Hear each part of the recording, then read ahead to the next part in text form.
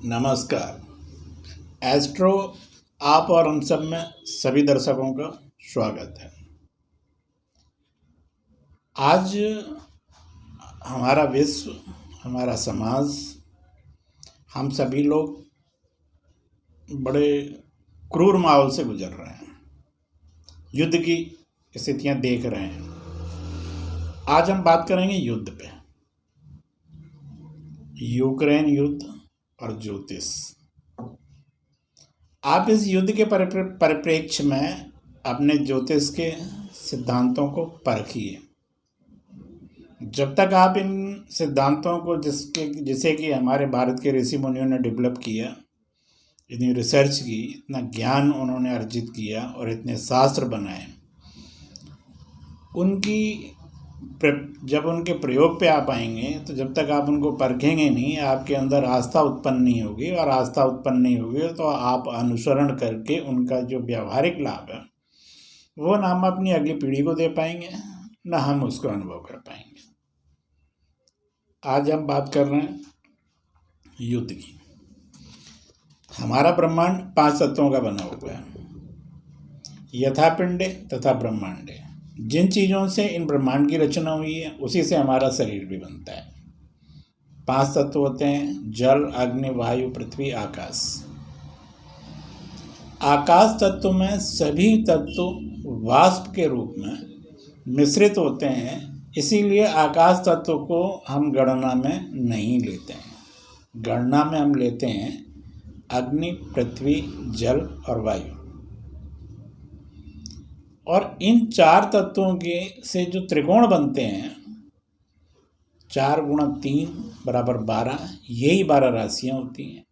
एक राशि 30 डिग्री की होती है, इसीलिए हमारा ब्रह्मांड 360 डिग्री का होता है, जिसका कि पूरे ब्रह्मांड के ग्रह परिक्रमा करते हैं। और वहीं से विज्ञान की अवधारणा, ज्योतिष विज्ञान की अवधारणा शुरू होती है। जब हम पैदा होते हैं और पहली सांस लेते हैं, उस दिशा में जो राशि होती है वो हमारी लग्न बन जाती है। उन सब की बात हम करेंगे, ज्योतिष के ऊपर जाएंगे तब। आज हम बात कर रहे हैं युद्ध की। ये जो ग्रह होते हैं, इन्हीं से सृष्टि चलती है, इन्हीं से रस उत्पन्न होते हैं, इन्हीं से हमें जीवन मिलता है। और ये जब कुपित होते हैं तो उन्हीं से भूकंप की योग बनते हैं, उन्हीं से ज्वालामुखी योग बनते हैं, उन्हीं से युद्ध होता है। अब ये ग्रह स्थितियाँ किस तरह से काम कर रही हैं, इनको थोड़ा सा इनके डिटेल में हम जाते हैं। जब ये ग्रह कुपित होते हैं तो हमारा शरीर भी पीड़ित हो जाता है, ब्रह्मांड भी पीड़ित होता है। इस सिद्धांत को चाहे हम अपने ऊपर लगा के देखें, चाहे समाज के ऊपर लगा के देखें, या राष्ट्र के ऊपर लगा के देखें, सिद्धांत काम करते हैं। और इन चीज़ों से, इन 4 तत्वों की और 9 राशियों का, 9 ग्रहों का इन 4 राशियों में जो चक्र चलता है, उन्हीं से ये सब चीज़ें पैदा होती हैं। और इनमें जब असंतुलन होता है तो व्यक्तिगत, सामाजिक, राष्ट्रगत ये रोष प्रकट करती हैं। जैसे प्रसन्न होने पे ये रस प्रकट करती हैं, अमृत प्रकट करती हैं। तो अब इसके लिए हम अभी हमारा यूक्रेन युद्ध प्रारंभ हुआ 24 फरवरी 22 को। इससे 9 महीने 3 दिन पहले भी एक युद्ध हो चुका, इजराइल का युद्ध। उस समय की ग्रह गणनाएं और आज की गणनाओं को अगर हम देखें और उनकी कुंडलियों में हम आकलन करते हैं तो 9 महीने 3 दिन, 9 महीने ये नमाज के प्रतीक होते हैं। और नमाज के ऊपर काफ़ी वीडियो वगैरह आ चुके हैं, मैं उनकी अभी बात नहीं करूँगा। 9 महीने 3 दिन वो युद्ध शुरू हुआ था 12 मई 21 को और समाप्त हुआ था 21 मई 21 को।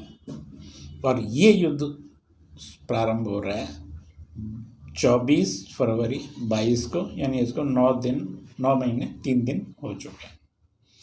अब हम ग्रहों की स्थितियां देखते हैं। आप इसको नोट करिए और बाद में परखिए इसको। इसमें जब वो 10 मई 21 को जब युद्ध प्रारंभ हुआ था तो पृथ्वी और जल तत्व में जो ग्रह थे राहु, शनि, बुध, शुक्र, और अग्नि वायु तत्व में जो ग्रह थे बृहस्पति, चंद्रमा और सूर्य। और जब ये युद्ध समाप्त हुआ 21 मई 21 को, तो पृथ्वी जल तत्व में ग्रह थे शनि, बुध, सूर्य, राहु, शुक्र, केतु, और अग्नि और वायु तत्व में केवल 3 ग्रह थे बृहस्पति, चंद्रमा और मंगल। और अब जब यूक्रेन का युद्ध प्रारंभ हुआ है तो पृथ्वी जल तत्व में 24 फरवरी 22 को जो ग्रह हैं राहु, शनि, चंद्र, बुध, केतु, और अग्नि वायु तत्व में बृहस्पति, सूर्य, मंगल, शुक्र, और 3/3/22 पे इसके समाप्त होने की संभावना है। उस टाइम पे ग्रह होंगे शनि, राहु, मंगल, बुध, शुक्र, केतु, और अग्नि और वायु तत्व में होंगे बृहस्पति, चंद्र, सूर्य।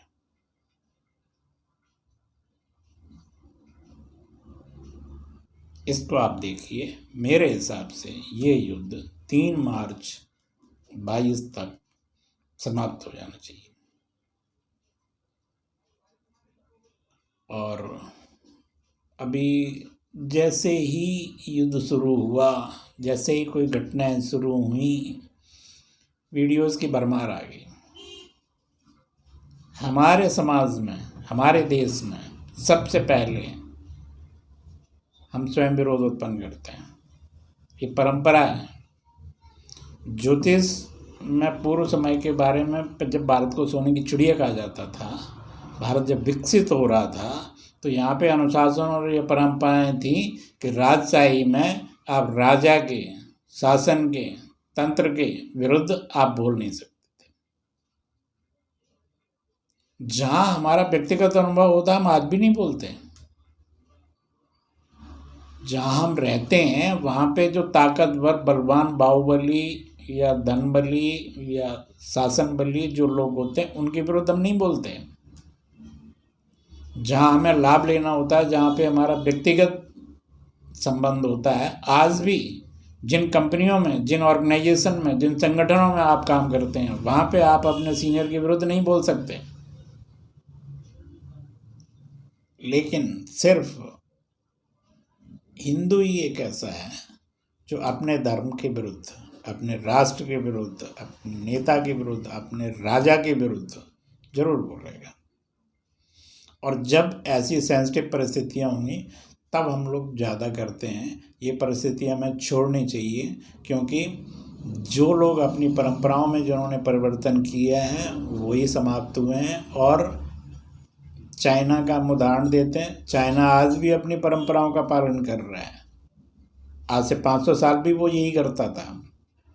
जब हमारे हिंदुस्तान में झुंझुनू, मंडावा, सिंघानिया, ये 150-200 किलोमीटर की जो मारवाड़ियों की बेल्ट होती थी, ये रेशम बेल्ट थी। हिंदू में छोटे छोटे राजा लड़ते थे और वो यहाँ से व्यापार करते थे। वो तब भी वही कर रहे थे, वो आज भी वही कर रहे हैं। हम नहीं कर रहे हैं, हम बदल गए। पहले हम अपने धर्म को लेके जो हमारी आस्थाएं थी, जो मान्यताएं थी, हम बदलते जा रहे हैं, दूसरों का अनुसरण कर रहे हैं, परंपराएं छोड़ते जा रहे हैं। अपने विज्ञान को तो बिल्कुल ही छोड़ दिया, उसके लिए विकसित करने के लिए कुछ नहीं कर रहे हैं। आज हम अपने विज्ञान का उपयोग करना चाहते हैं तो सिर्फ जिन समस्याओं में हम कुछ नहीं कर पा रहे सिर्फ उनके प्रयोग के लिए करते हैं। और यही विकृतियाँ जब तक हम अपनी संस्कृति को, अपने समाज को, अपनी परंपराओं को, इनको जब तक मजबूत नहीं करेंगे तो हम इसी तरह से नष्ट होते जाएंगे। हमारी संस्था, आप और हम सब इसी के लिए प्रयास करती है, अपनी परंपराओं के लिए, अपने ज्योतिष विज्ञान के लिए, ज्योतिष विज्ञान को परखने के लिए। इसी के लिए मैंने अपना सब्जेक्ट भी बनाया हुआ, अपनी किताब भी बनाई हुई है। और इस किताब में जो सिद्धांत हैं उनको किस तरह से प्रयोग करना चाहिए, किस तरह से उपयोग करना चाहिए, किस तरह से परखना चाहिए, आप इनको पहले परखिए, समझिए, अपने जीवन में अनुसरण कीजिए और उसका लाभ उठाइए। समस्या में जाने के बाद, घटनाएं घटने के बाद इस विज्ञान से कोई बहुत लाभ नहीं होता, लेकिन अब जो हमारे ऋषि मुनियों ने जो विकसित किया था उसके विदेशों में बहुत रिसर्च हो रही है, बाहर के लोग इनका फ़ायदा उठा रहे हैं और हम अभी इनके अस्तित्व को मानने नहीं मानने, इनकी बहुत सी प्रक्रियाओं में गुजर रहे हैं। तो मेरा सबसे ये निवेदन है कि आप इसको परखें, इनको समझें, इनके सिद्धांतों को जानें और इसका लाभ उठाएं।